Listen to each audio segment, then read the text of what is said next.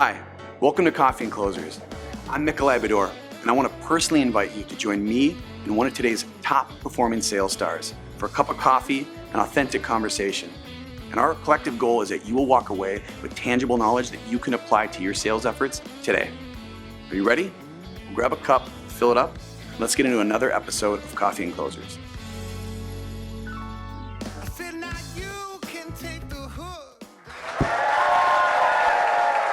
All right. Welcome to season 3 of Coffee and Closers. Welcome. We promised you guys that if you keep coming, we'll keep putting this together. And for those of you at home, hopefully you can hear that. We're going to keep doing these until people leave, right?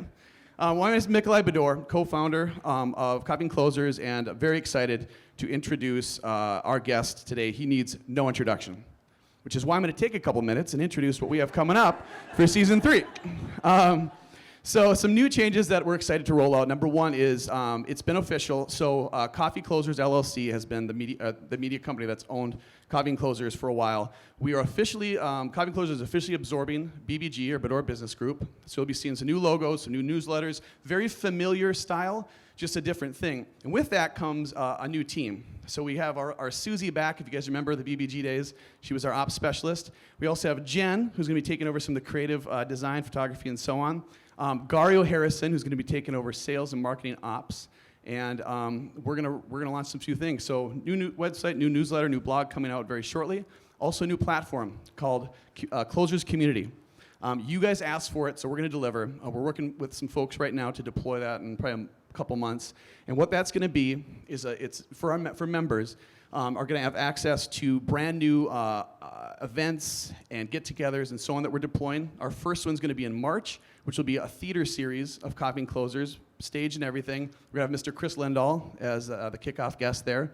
We're going to have Closers Comedy Club, which we're excited to unload, as well as discounted or free trainings, content, and workshops that will be led by some of the local legends here. So look forward to that. Okay, back to our guest. You guys ever heard the song, like the kid song that goes, "Who stole the cookie from the cookie jar?" Right? Not me. Couldn't be. Well, then who?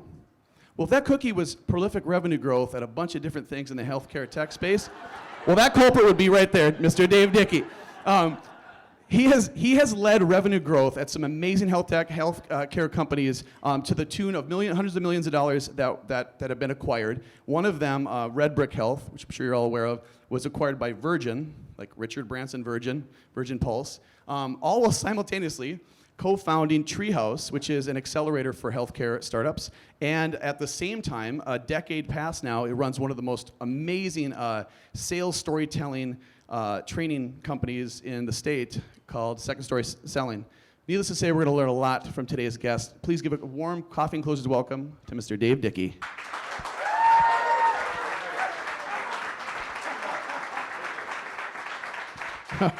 You like that? That is hot. Very hot. I do have an issue with the name. Okay. I do have the issue with the name Coffee and Closers. I think we should go with Mickey and Dickey. My 8-year-old self is crying. Oh, I'm sorry. I'm sorry. I thought we buried Mickey a long time ago. All right. This is all business. So sorry. So sorry. Well, okay, so you've had a heck of a run, man, and I think it took 30 seconds to kind of gloss over it. Do you want to, first, fill in the blanks. Tell us why healthcare, because I think there's a lot of us that are curious about that path, and then how sales has kind of been a part of that journey. Sure, absolutely. I had no experience in my household growing up with sales. None. My dad's a minister, and my mom is a nursery school instructor who later on became a fundraiser. And so business was not a thing that I ever got exposed to. And why I tell you this is, number one, we didn't have any money. None. And the second thing is we were full of love and full of faith. And you're going to hear more about that in a second. But I had to work. I had to work a lot. So I threw papers, had a paper out. Anybody else have a paper out? Do they still have that thing anymore? I don't even know. I cut grass and worked at McDonald's, and so work was not I loved it. I loved the opportunity to actually put in a hard day's work. And it wasn't until college that it came time to start looking for jobs that I decided to do interviews. And the jobs that kept coming up were these ones around sales. And so I would go and I'd do them. And then I decided I probably should learn a little bit more about this. So I got some internships. I interned with a stockbroker. I interned with a commercial real estate sales team. And I kept looking over there at those guys that seemingly were laughing the most, the ones that dressed the nicest, and I was like, I think I want to be one of those things. And so that's what I decided to do sales. And Oh, good. I thought you said you wanted to go and be a suit, which is impossible because you're a man. yeah. So after that, I got a job coming out of college. I got a lot of offers. Some were really cool, like General Electric and Procter & Gamble. But the one that intrigued me the most was selling carpet. Dead serious. I'm like, this thing looks really good. You know why? Company car. I was wondering. Aha. But I picked selling for Aetna. And Aetna had this program where they would come to college campuses and they would find 30 people from across the country, and you'd end up going to Hartford, and then you'd be sent to a post. And when I walked in, I was so blown away by the talent. I mean, it was incredible. And I was like, oh, baby, we better put some work in here, because the people that were there were expected to become leaders. And so I ended up doing that job for 10 years. I moved 5 times. It was super fun. I thought I'd be there forever. And then something happened. I was living in a different town than this, Louisville, Kentucky. And we were blessed beyond belief to have a baby girl. And she came out of the womb with her left leg pinned back by her ear. It was quickly diagnosed with a condition called hip dysplasia. And apparently that's very common for firstborn females, but I was a first-time dad. And there were complications with her delivery, but there were also complications with my health insurance company. At the time, 1,400 of the 1,800 doctors in the town that I was living in said, I don't want to play with you anymore. So when I needed my health insurance the most, it wasn't there. And I worked for that company. So it was this aha moment, like, I got to do something else. And a friend of mine, who I worked with in Chicago, said, I know your wife's from Edina. Why don't you, at Thanksgiving, come on in and check out this thing we're starting? So I walked in, and there were 6 guys, 4 chairs, one's broken. There's a phone in the middle, and then there's a data jack. This was 1999. No wireless yet. And that was the beginning of the first startup that was incredible. There's a lot of people here that were a part of that, and that became what is now known as the health savings account. It was an account that could roll over and stay with you. That company was called Definity Health. That thing just took off. It took off, but it was also funny because we never thought it was taking off. If you've ever done a startup, you never know. You're never comfortable. And but as you look back at it, it was something that went very well. And many of you probably have that as your health insurance today. It was ridiculous. That's insane. I was blessed beyond belief. So did that. Got acquired by United Health Group. Stayed 2 years with that company. Then started the Red Brick thing. The red brick thing. Yeah. Yep. The red brick thing. With friends, and I stayed 3 years, helped get financing and early customers, and that one pivoted. It morphed. Initially, it was about getting employers out of healthcare so that you could buy insurance on your own and take money from your employer, kind of like you do in retirement when you get money from your employer and you invest it into the risk tolerance that you might have, whether that be large cap or fixed income and the like. Anyway, the point of this story is that I left after 3 years and then opened Second Story Sales. And that was ridiculously fun. I mean, Can you tell us a little bit about that? Because we're going to cover. yeah. So I helped a lot of salespeople. So did a lot of sales events, a lot of sales trainings, and then I also helped a lot of startups, a lot of founders, a lot of people that were looking for money, people that were looking for things that they wanted to actually change the world, and I wanted to help them do it. So what was interesting about that time, and again, that was 2009 till just recently interesting, that was just so fun, but it was also really hard. How many of you sell for your supper? Literally, you get no income unless you show up and do something. Give them a round of applause. Yep.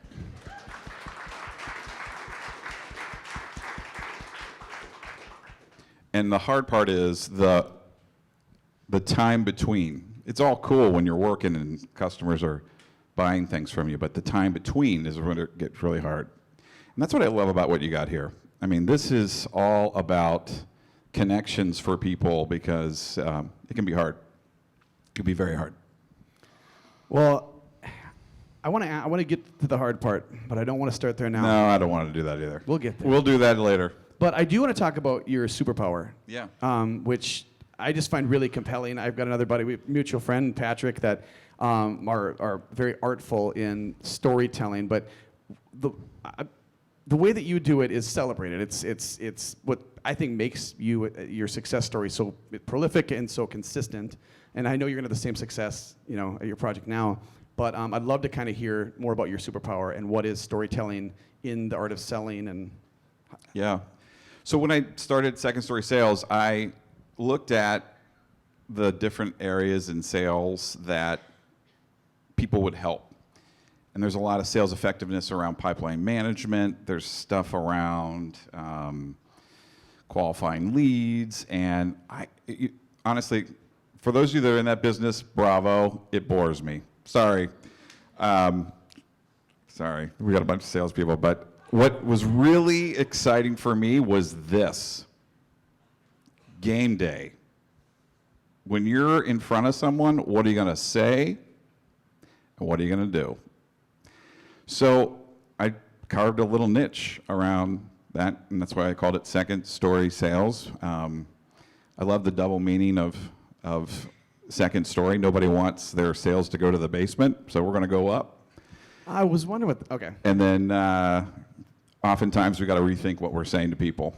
And so it was a lot of sales effectiveness around game day, which is also interesting now that we're very digitized. I was laughing with a friend about just the process of getting meetings. It's harder. It's harder in today's world to be effective in front of people. And so that's why you got to maximize every opportunity and every word to ensure that it's aligned with customer needs. I've got a top 10 list if you'd like me to read that's around some of the mistakes I've seen. Would you like me to read it? Absolutely. All right. Okay, drum roll, please. Yep, do that. Yep. This is Dave's top 10. Letterman's not on anymore. No, but that's funny that you say Letterman because I say Letterman. I'm like, someday, Letterman of sales. Yeah. All right, do it again. From the home office in WeWork in Uptown, Minneapolis, Dave's top 10 sad but true meeting mistakes. Here we go. Here we go. Number 10, eating the client's food uninvited. Number 9, by the way, these are all true. Sad but true. I've seen it happen.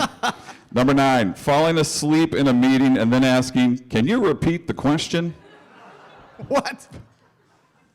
Number 8, subject matter experts not presenting and then leaving the meeting early. Yeah. That's happened? These are all things that happen. Number 7, medical directors explaining accounting. Number 6, 5 people answering one question. Number 5, checking your phone during the meeting. Number 4, oh God, cutting off the client's question before finishing, verbally or with a hand gesture. Number 3, scratching the boardroom table with your briefcase. Ooh, that was really bad. We didn't get the deal on that one. Number 2, responding after every client sentence with a nervous response like, yes, right, that's awesome, great idea, that's a great question. And then number 1, drum roll please. After they say yes, we'd like to buy, you keep talking. Nobody guilty.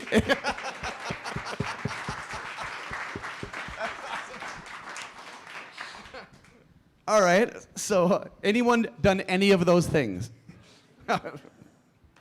Yep. All right, so you've identified those things and you've traded against them. Yeah. So let's turn that list into a positive. Yeah, You yeah. are taking these kind of challenges on. Let's say it's training, or let's Yep. say it's you. Yep. And you're at 0. Now you're going to take another company to 100 million to get acquired.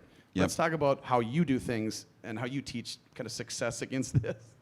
Yeah, I think the hardest part about starting companies and selling is you're so excited about what you have, you got to make sure that that connects to something that they want. And so it's funny, you have this is called Coffee&Closers, and for those that weren't alive when Glenn Ross came out, this is when Alec Baldwin was hot, not funny. True.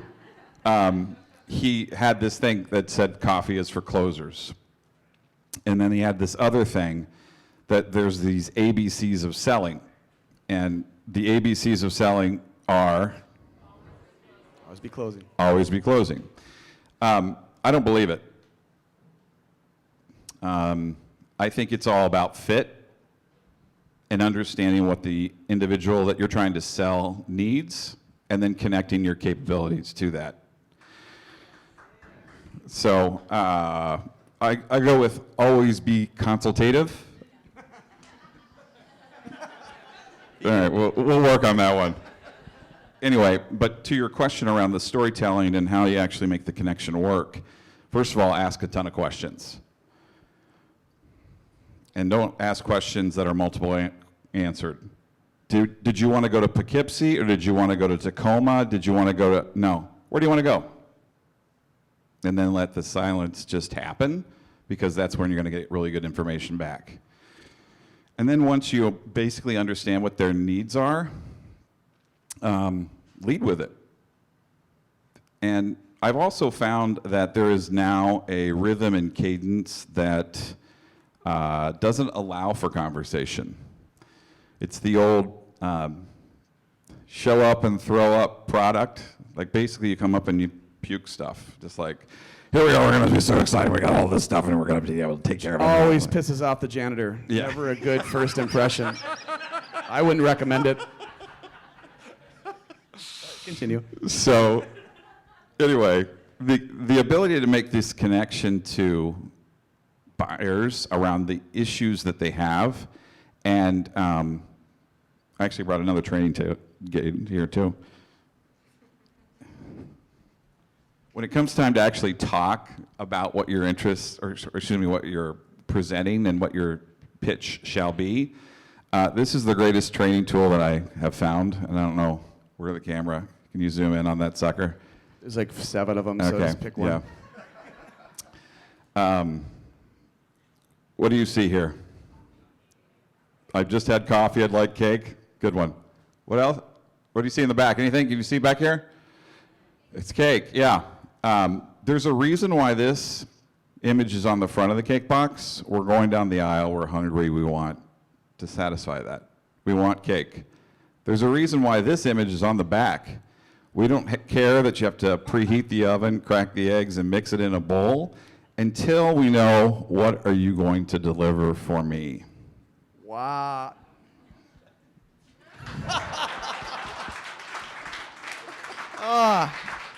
I love this job. that was incredible, and we could go on and on and on, but we got to be respectful for the cats at home, but we keep it under 30, so. Right. Let's pivot, which cake, and we're about to go. One of the missions of this that has been identified a couple of times without, better than we could ever articulate, was when you came last month.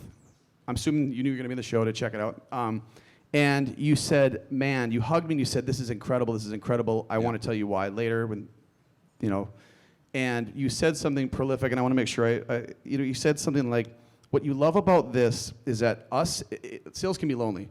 And the thing you said is that we have the most accountability and the least amount of responsibility to control that. I thought that was incredible. And so the pivot, I guess, would be is, can we talk about, you said loneliness. And I want to specifically talk, how many people here are in sales, sell something, whether it's himself or the company or not? Okay. Yeah, a lot, pretty much. So can you address that? What did you mean by that? Yeah.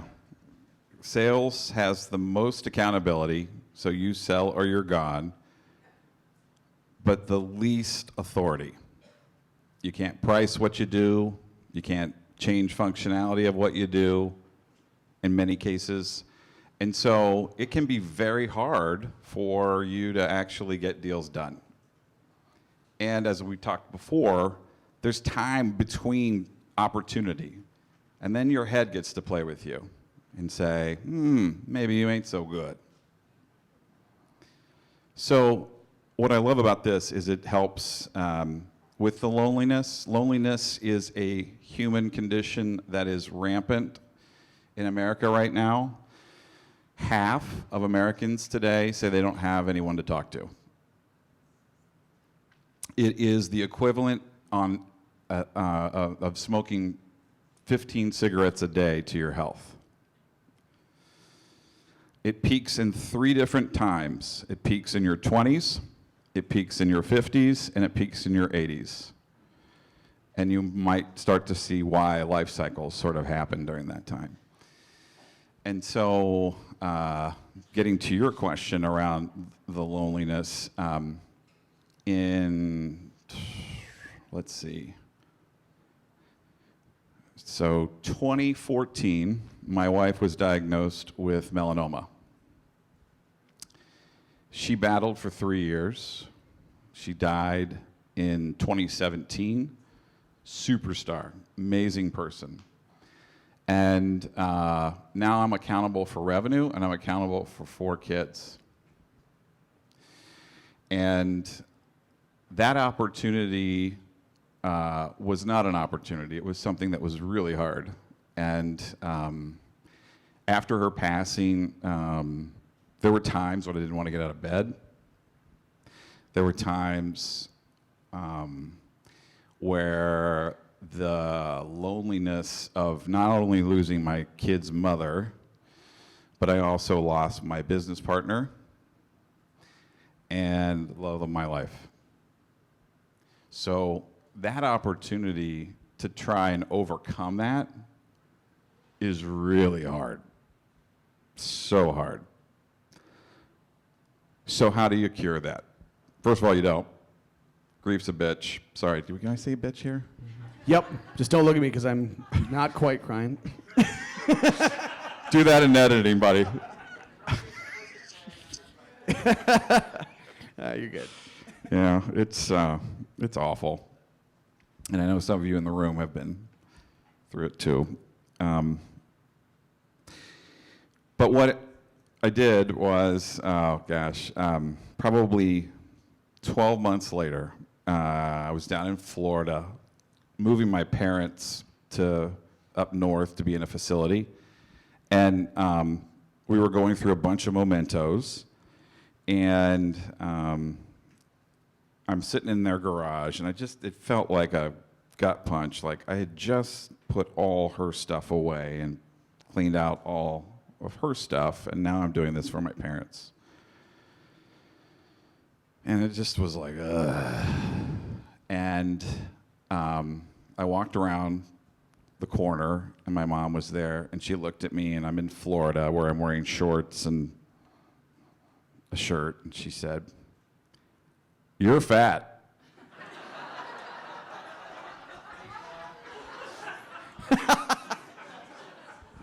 And then I started my next company.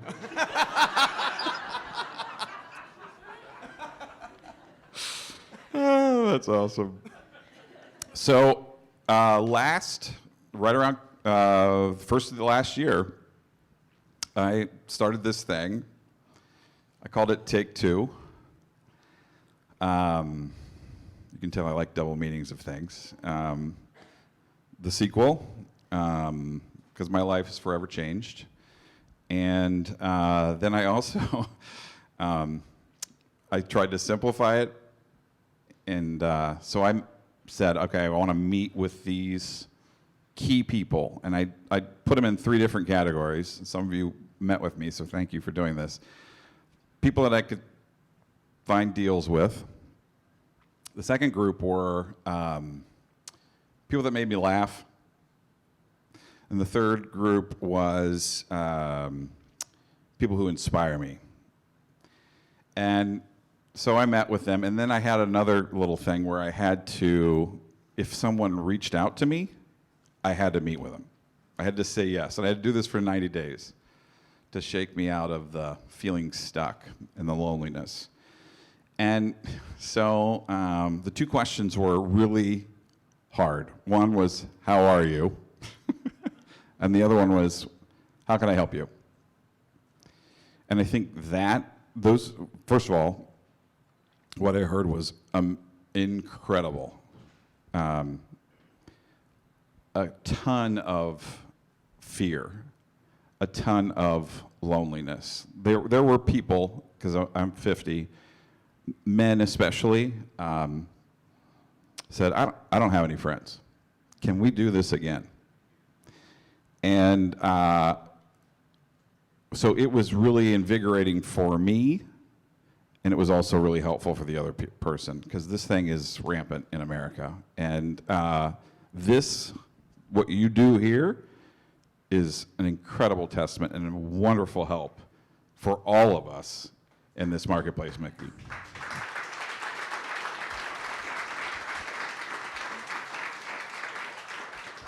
Well, if you've been here before and this is your first time, you could probably tell you're welcome to be here. We've always said the trust nest. We've always said the closers community. This is a place where you can come and you can tell stories like this. Thank you for sharing that. My pleasure. I don't know about you, but that is heavy, and I haven't gone through that, nothing like that yet. I will. So most people, maybe me, would have stayed in bed and still be in bed like that guy over there, or quit, or whatever. Where did you find this motivation? The motivation, I think I'm really curious about the strength to pick it up and not just get back at it, to launch something, because I don't want to do this, but I'm guessing with the exits you've had, you probably could have, went and sold flip-flops in Key West, right? I mean, what is behind all this? This is just incredible, I think. Yeah, so it is interesting you talk about this motivation thing. The first thing around, I'm all about solving problems. Like, again, the connection for sales for me is not deals and money. It's actually about, you have a problem, I can help solve it. And so that's the anchor for me when it comes time for game day. I will walk away from opportunities because they're not a fit. And I encourage you all to do that, because if you've ever sold something that sucks, your life sucks. Amen. So at its foundation, that's the way that I sell. It's around a relationship. It's around fit. It's around solving problems. And the other piece too is I am in a different place in my life right now where my faith is so helpful. For those that have it, it's awesome. For those of you that don't, check it out. It's pretty good. It happens to work. It works, yep. And then the last thing is, I got these 4 superstars that I'm accountable for more than ever. I was before, don't get me wrong, but 2 are in college, my girls, and 2 are at home. And they're very helpful at motivating me too. I got a really quick story about one of them. So it was Christmas time, and I have a 12-year-old. He's my youngest. We go from 20 to 12 in the 4. And he said, Dad, I was looking under the Christmas tree and noticed there weren't any presents for me. Did you forget? That's my accountability. I got guys, like, we got to make sure we're doing that. So I would say solving problems, and secondly, my faith really helps me get up. Awesome. So we got the red card. That means we got one question left. Something that I know you're very passionate about. I mean, you've built a company, you've hired people, you know, you've trained salespeople. When you were at a company building, you do it in your free time. I know that because some of your friends and people are sitting right in front of you. I'm here because of you and the inspiration that you've passed on to me. So if you were, how many new salespeople do we have here? Okay, so people new to sales. If you were sitting in that booth right there, and you were just getting going, what would you tell yourself? Never eat alone. Said never eat alone? Never eat alone. Get out and meet people. I think the relationships that you make today will benefit in the future, whether it's business or not, and enjoy that process. I would also say the second thing is you're good enough. Your doubts that will come out are not real. You are good enough, and you will be able to accomplish these things. It's just in a different timeline than you expect. Amen.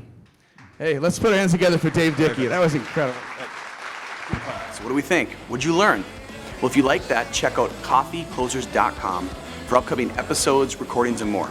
And don't forget to check out our sponsors. Each one has been hand-selected. They are best in class. Until next time, we'll see you at the next Coffee and Closers. Cheers. Say live, come on live a life we love. Gotta live, I said live a life we love.